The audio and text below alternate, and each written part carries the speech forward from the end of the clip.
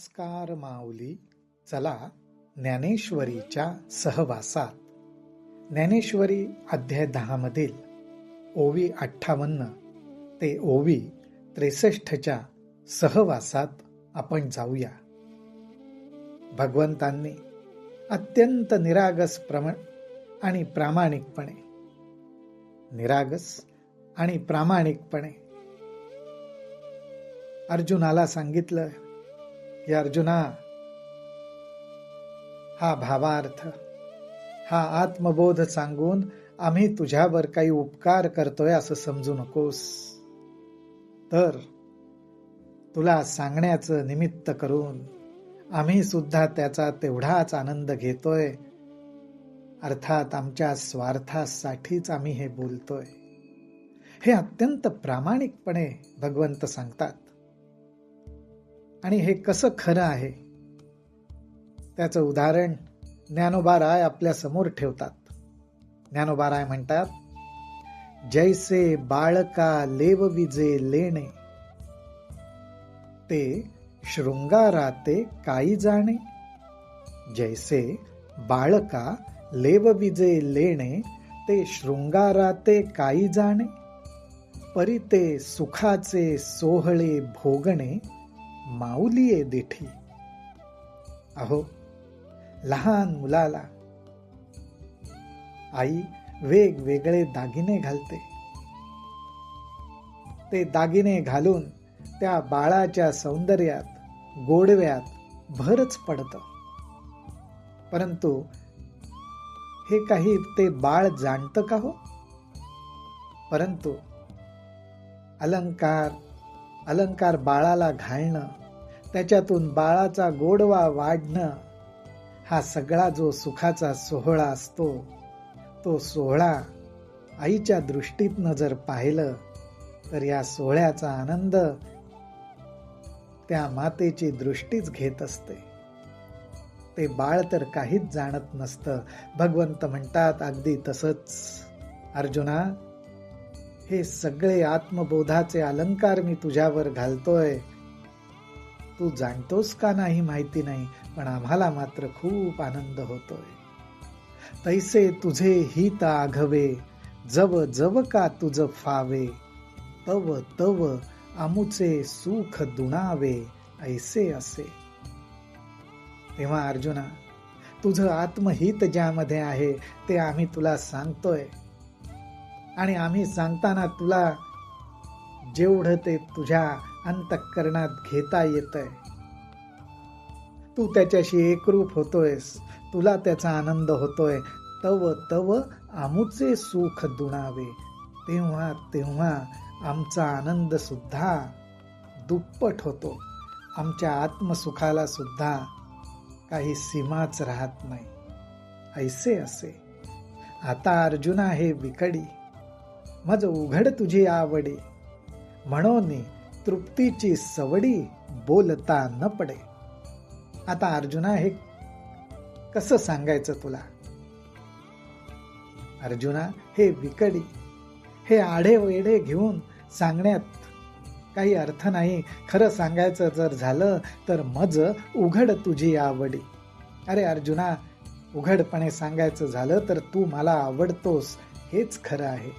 आणि तू आवडतोस म्हणूनच तुला सांगताना, तुझ्याशी संवाद करताना काही सवडी म्हणजे काही अवसर घ्यावा, थोडी विश्रांती घ्यावी असं वाटतच नाही, तर बोलतच राहावं असं वाटतं. तृप्ती झाली म्हटल्यानंतर जीव काही काळ विसावतो, पण भगवंत म्हणतात आमची तृप्तीच होत नाही. तृप्ती होण्यासाठी आम्हाला सवडच लाभत नाही. कारण का? तर अर्जुना, तू मला आवडतोस. आम्हा येतुलियाची कारणे, तेची ते तुझशी बोलणे. परी असो हे अंतःकरणे, अवधान देई. आणि म्हणूनच अर्जुना, ह्या गोष्टीसाठीच आम्हाला तुला सांगायचंय बरं, तुझ्याशी संवाद करायचा आहे. आणि म्हणूनच तू सुद्धा अंतःकरणपूर्वक माझ्या बोलण्याकडे लक्ष दे. तरी ऐके ऐके गा सुवर्म, वाक्य माझे परम, जे अक्षरे लेऊनी परब्रह्म तुझ खेवासी आले. म्हणूनच अर्जुना, अत्यंत सुवर्म म्हणजे ज्याच्यात सर्व वर्म लपलेला आहे आणि जे सुंदर आहे, शुद्ध आहे, आत्महिताचं आहे, आत्मसुख देणारं आहे, ते तू ऐक. ती जी माझी वचन आहेत, माझ्या मुखातनं साक्षात शब्द ब्रह्म जे प्रगट होत आहे, ती कशी आहेत? वाक्य माझे परम, त्याच्यात परम अर्थ लपलेला आहे.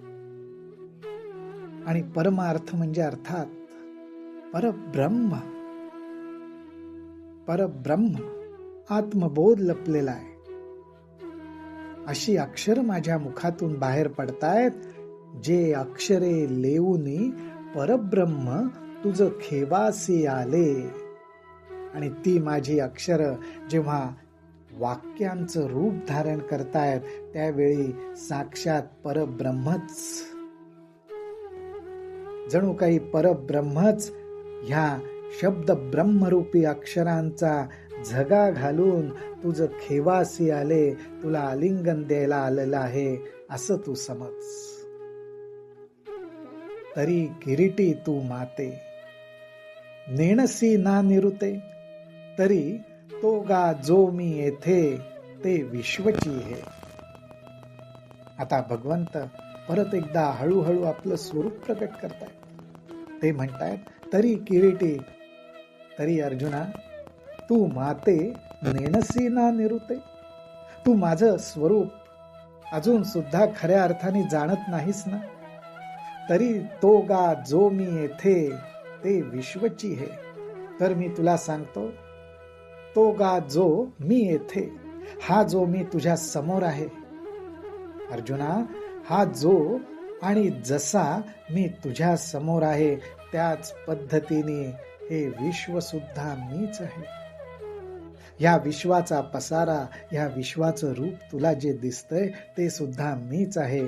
हे भगवंत आत्ता या ठिकाणी सुद्धा अर्जुनाला प्रगट करतायत.